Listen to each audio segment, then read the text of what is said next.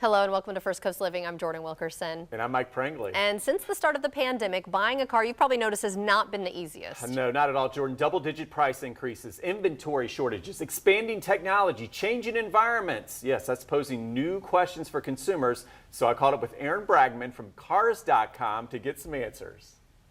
Actually, it looks like it's going to be an extremely challenging year. Now, not that the last 2 years haven't been challenging, of course, during the pandemic, but we're still seeing inventory at really low levels. We're seeing automakers struggling with actually being able to keep up with production and keep up with demand. And we've seen the prices go through the roof. The median price of a new car over the last 2 years has gone up by 8%, and the median price for a used car has gone up over 50% in that same time period. So there aren't many cars out there right now to buy, and the ones that are out there are a lot more expensive than you might expect. Talk about these factors, the increased prices. You're talking about inventory shortages, high demand. So how is that impacting the buying experience?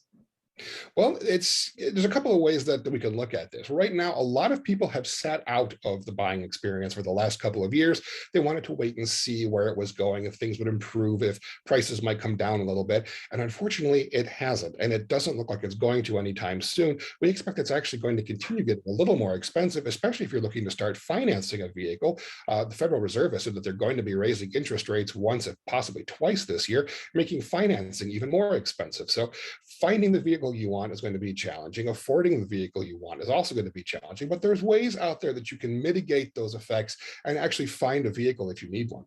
Hey, let's talk electric vehicles. It seems to be the new trend. This continues to be the hot topic of the trend. What's driving the latest consumer interest in these electric vehicles? Well, electric cars are still a small percentage of the overall market. They're still not selling in huge numbers, but those numbers are increasing. And on Cars.com, a recent survey we did actually is showing increasing interest in electric vehicles. We've seen search interest double over the last couple of years in terms of electric cars. We think there's a couple of reasons for that. First is that we're now going to be seeing new models arriving this year in segments that they weren't participating before. It used to be just super expensive luxury cars or small compacts. Now we're going to see a flood of electric pickup trucks coming this year, and mid-sized crossover SUVs. Those are the two big segments that people really want to buy vehicles in. But we've also seen a change in where people are working, and we think that that's driving a lot of people's perceptions of the kind of car that they could own. Very interesting. And you say the trend data shows that the new work from anywhere culture is changing how consumers think about these car purchases. Well, before, a lot of people were wondering, if I commute daily, is an electric car going to get me there? Is it going to be hard to charge at work? Is it going to be difficult to own? But now a number of people are no longer doing that commute. And the people that we surveyed actually said that they're using their vehicles more throughout the day, using them for errands, using them for taking family places, and just using them as general runabouts all throughout the day, not just for the commute anymore. And that's enabling them to think of electric vehicles as a possibility because you can charge at home a lot more easily than you can charge in public. And that really does open up the kinds of possibilities that people think about. What is your best advice now for anyone considering buying a car in this current environment? Well, before we've been saying people, you may want to wait until prices start to come down a little bit, but now our survey results are saying that nearly 60% of people are still going to be buying a vehicle this year, despite the increase in prices and the low inventory. So the biggest advice we have for people right now is it's no longer time to wait. It's time to act.